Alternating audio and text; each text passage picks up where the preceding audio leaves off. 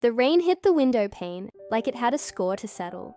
I stood in the small kitchen of my one-bedroom flat in Lyon, clutching the letter I had rewritten 27 times over the years. Each word had been weighed, measured, and rewritten. But the envelope still sat, unopened in my daughter's drawer. Untouched, unread, unwanted. I lit a cigarette, a terrible habit I know. But in my world, some vices are less damaging than truths. My name is Clara Beaulieu. I'm 52, and the last time my daughter looked me in the eye was 14 years ago. That day, she told me I disgusted her, that she wished I had died instead of disappearing.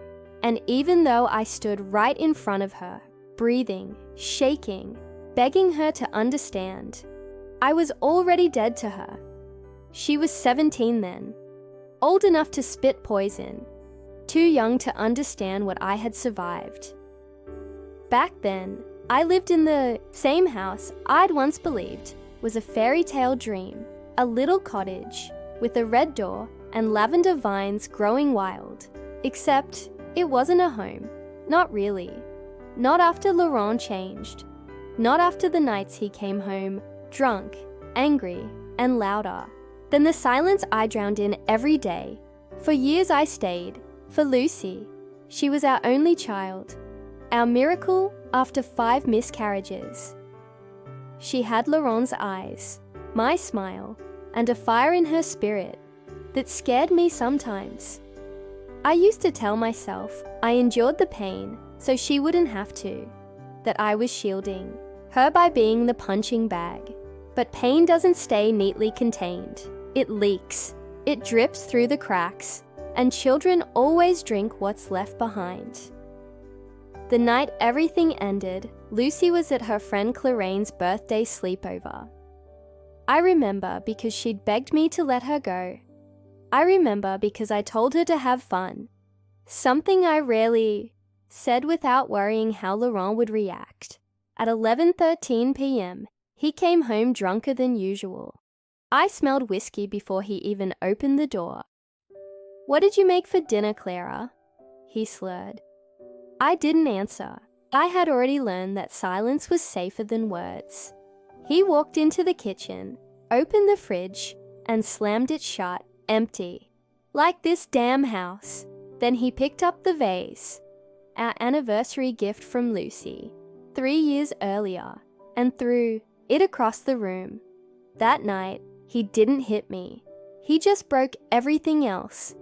The sound of shattering glass echoed in my bones, and something inside me cracked. I waited until he passed out on the sofa. His snores were loud, almost smug. I walked to our bedroom, grabbed a duffel bag, and took only what mattered. My passport, the photo of Lucy at her 5th birthday, and the last 320 euros I'd hidden behind the sewing machine. Then I did the unthinkable. I left. I didn't leave a note. I didn't take a phone. I didn't even take the keys. For 2 years, I drifted.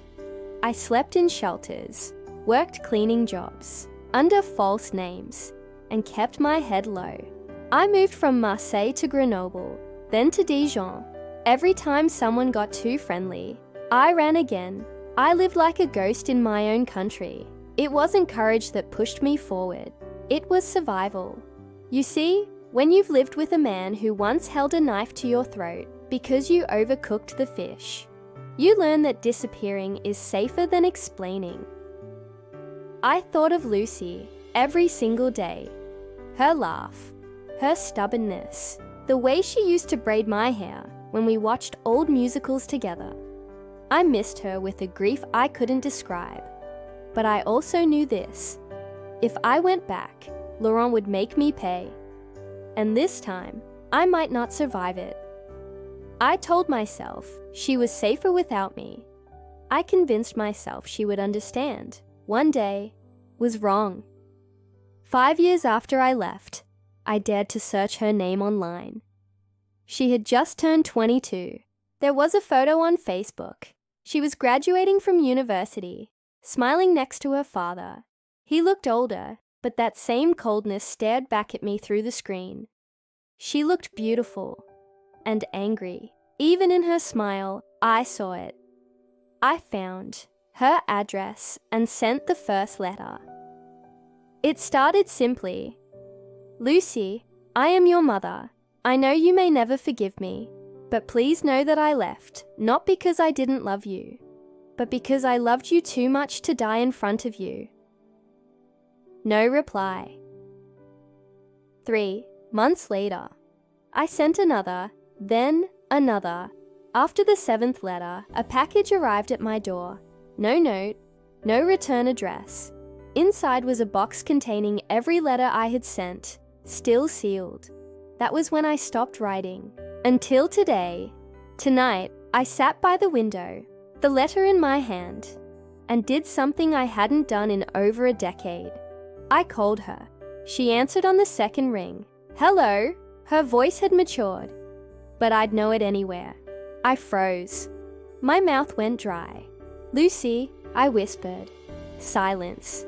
Then, "Who is this?" It's your mother." Silence again. Then a sharp intake of breath. "I told you not to contact me again," she said coldly. "I know," I said. "But I just need 5 minutes. Please." "For what?" "To justify abandoning your child." Tears pricked my eyes. "I didn't abandon you. I escaped him. I thought you'd be safer without me." "You don't get to decide that," she shouted. "You don't get to vanish for 14 years. And then, what?" "Apologize." "No," I whispered. "Not apologize. Just explain." I heard her breathing. 5 minutes, she said, her voice like ice. "Then I'm blocking this number forever." And just like that, my second chance began. I watched the rain as it blurred the city outside my window, wondering how many words I could say in 5 minutes that might undo 14 years of silence. Lucy hadn't hung up. That was something. I clung to that sliver of hope, like a woman dangling off a cliff, one hand on the edge, the other holding a truth too heavy to carry alone. "I know I can't change what I did," I said, voice shaking, "but I need you to know why I left." She didn't respond. I imagined her sitting in her flat, or maybe her car, jaw tight, arms crossed, debating whether to hang up. "He was hurting me, Lucy, for years. I stayed for you, hoping you never noticed. But I saw the way you flinched when he raised his voice, the way you walked on eggshells. You noticed, didn't you?" "I noticed," she said flatly. "I noticed that you were weak." My heart cracked open. I wasn't weak. I was broken. Same difference. "No," I said, firmer now. "I was surviving. There's a difference between weakness and choosing to live." She exhaled, as if tired of me already. "And you thought leaving your daughter with a man like that was safer." I swallowed. "I didn't know he'd stop hurting you once I left. I prayed he would." She was silent for a long time. Then her voice dropped to a whisper. "He never hit me, not once." I closed my eyes. Relief and guilt waged war inside me. He was cruel, controlling, cold, she continued, but never violent. Not with me. That sounded exactly like Laurent. He reserved his fists for the person who wouldn't leave. And when I finally did, he had no one left to punish but himself. I tried to keep my voice steady. "I don't expect forgiveness. I just want you to know the truth." She laughed bitterly. "The truth? You think the truth fixes abandonment? I spent years wondering if I wasn't enough, if you loved him more, if you died. I imagined your funeral 100 times. Do you know what that does to a child?" "I imagined it too," I said quietly. "But I imagined mine. Every night." That silenced her. The 5 minutes passed, and she didn't hang up, so I kept talking. I told her about the shelters, the cleaning jobs, the nights I cried into my coat. I told her how I celebrated her 18th birthday by lighting a candle and singing to a photo. How I wore her school bracelet like a talisman. How I once took a night train to Paris just to stand near the university she'd gotten into, without her knowing I was there. I wanted to reach out sooner, I admitted, voice cracking, but I was scared. Scared he'd find me. Scared you'd hate me more. Too late for that, she murmured. Yes, I said, but I'd rather you hate the truth than love a lie. The line was quiet for a long while. I remember the night you left, she finally said. I came home the next morning and everything was off. The kitchen smelled like broken glass. Dad said you'd abandoned us, that you ran off with someone, that you were selfish. I know, I whispered, and I believed him. I clenched the edge of the table. I wanted to believe him, because the alternative, that you left to protect me, meant I had to face that you were in danger, and I didn't even see it. You were a child, I said gently. You weren't supposed to see it, but I did. She cleared her throat. I used to dream you'd come back. Then I started dreaming that you didn't. It was easier that way. That's what scared me most, I confessed, that I'd become the villain in your story. Lucy's voice cracked, softer now. You did. Tears spilled down my face. I know, but... She paused. Villains can change. I couldn't breathe. Are you still in Lyon? She asked suddenly. I blinked. Yes, I'm coming next weekend. Business trip. Maybe. I don't know. Maybe we could meet. My heart stopped. Only if you want to. I don't know what I want, she said, but I'm tired of wondering what could have been. I smiled through my tears. So am I. That night, I didn't sleep. I sat by the window until dawn, watching the sky change colors, clutching my phone like it was holy. For the first time in 14 years, I felt like a mother again. Lucy hadn't forgiven me, but she had listened, and that was more than I ever thought I'd get. The cafe was quiet, tucked behind a narrow alley in Vieux-Lyon, where the tourists didn't wander. I chose it for that reason. Private, unremarkable, safe. I arrived early, too early, and took the seat near the window so I could see her coming. My hands trembled as I sipped the bitter coffee, steam curling like nervous breath into the cold morning. I hadn't seen Lucy in 14 years. I didn't know if she'd smile or storm out. I didn't know if she'd even show up, but I had to try. The bell above the cafe door jingled, and I looked up. She stood there in a beige coat and high boots, her hair pulled back in a tight ponytail. So grown, so elegant, so unlike the girl I had last kissed goodnight. My heart stuttered. She had my eyes. That much hadn't changed. Lucy saw me, hesitated, then walked over. Hi, she said, sliding into the seat across from me. Hi, I whispered. You came. I said I would. I smiled weakly. Thank you. We sat in silence, the kind that balances between fragile and final. She didn't touch the menu. How long have you been in Lyon? She asked. A year. Why here? I shrugged. It felt far enough, and close enough. She nodded slowly, looking down at her hands. I remember this cafe, she said after a while. You used to bring me here on rainy days. You'd say, rain is just sky's way of feeling things. I laughed softly. You remembered that. Lucy's face didn't change. I remembered everything. The silence came again, but it felt different now. Less heavy. I used to hate you, she said plainly. I swallowed. I know. I blamed you for everything. For leaving. For the way he treated me.